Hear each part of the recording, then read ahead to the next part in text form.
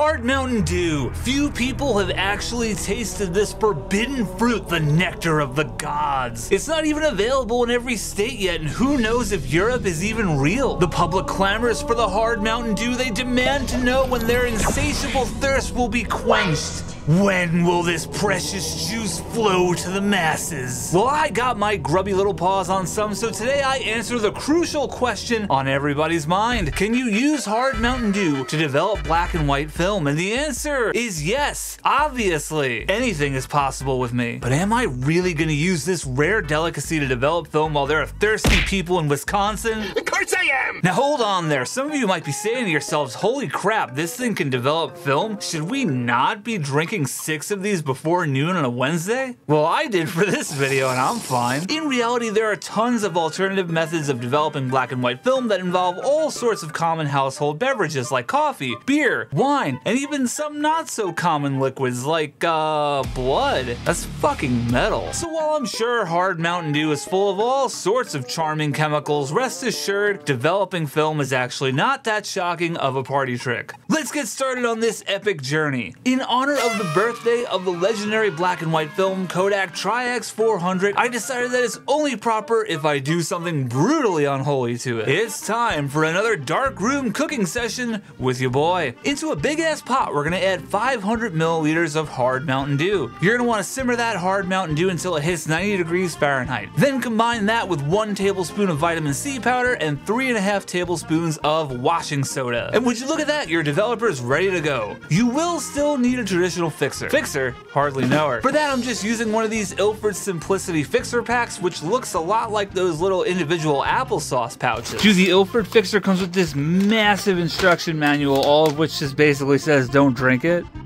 Instructions unclear. I'm gonna go drink it. Add your Mountain Dew-veloper, sorry, into your developing tank of choice. And now comes the really fun part. You're gonna need to agitate this shit for 15 to 20 minutes. It's very exciting stuff. I've seen a bunch of different timings online, so for this first roll, I went with 15 minutes in the Dew-veloper and then 3 minutes in the fixer. So I figured this would be an excellent time to review the overall quality of these Hard Mountain Dews. Okay, so we're gonna start with my least favorite, which is the watermelon one.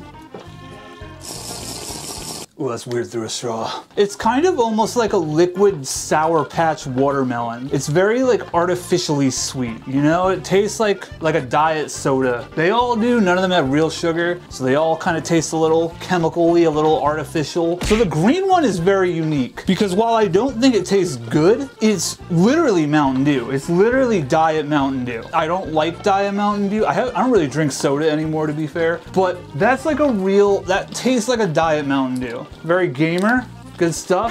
Now Code Red was probably my favorite Mountain Dew. The artificial sugar is very strong in that one. The mouthfeel is definitely chemical. Definitely tastes like you're drinking like battery, but it's good. It's a good kind of battery. You taste the cherry, but I feel like the fake sugar is at the front. And last but not least, we have the Baja Blast, which is the crown jewel of Mountain Dew. Now the Baja Blast is great.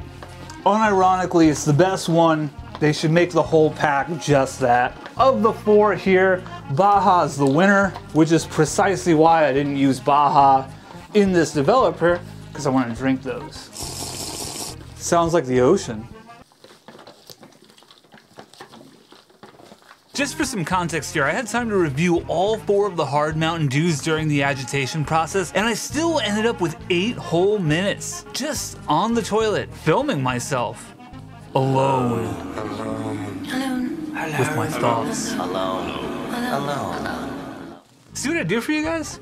Oh, fucking shit. Oh my god. Holy fuck. Wow. What was once a beautiful, vibrant pink is now darker than the darkest night. Beautiful. Poetic even. And now the moment of truth. That doesn't look promising. And presto, we have a blank roll. We're off to a really great start. Well, shit. But you guys know me, I am determined if nothing else, probably the most determined man ever. For this second roll, I used Old Reliable, Ilford Ortho. Okay, it's not exactly Old Reliable for me since I've maybe shot 2 rolls of this film ever, but still. I went out to dinner with my buddy Sam and shot the roll on my Fuji GA645ZI. We went to one of my favorite spots, Jaipur Express. After consuming an otherworldly amount of naan and shooting a portrait of the dude working the counter there, I went home knowing this roll had to work. There was no other options, there was no room for failure. I couldn't bear to lose the portrait of that guy whose name I don't know, and I've been going to Jaipur for way too long to ask now. So I made another batch of Dew-veloper and I got agitating. Now here's a little fun side story. Sam and I back in the day got really obsessed with that Fetty Wap song, RGF Island. Don't ask why. If you've been following the channel at all, you could probably assume that's not the type of music I'm normally into, but I don't know, since Sam was over, given our history, I specifically agitated this roll for 17 minutes and 38 seconds because in that song, the WAP man says 17:38. It's right in the middle of 15 to 20. I don't know, I thought it would work. And it did. Fetty Wap blessed me on that night because after all that agitating, behold, a roll of Ilford Ortho developed in hard Mountain Dew.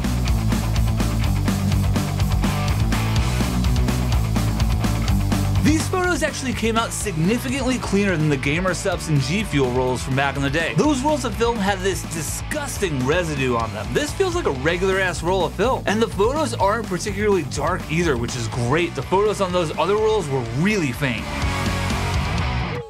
So why the hell does this even work? Well, photographer, friend, PhD haver, and longtime channel watcher Chloe explained this scientific phenomenon to me with my little ape brain. Basically, coffee, beers, and whatever other substance you're chucking into your alternative developer stew all have something in common. They all contain what's known as phenols. These phenols interact with the silver halide crystals on your film, and the vitamin C powder and washing soda combination help to speed up the development process. So in scientific terms, the developer is the reducing agent, and the phenols donate their electrons to the silver halides, producing silver, thereby producing your photo. It's science. See, this truly is a channel for the apex of intelligence in the photography community.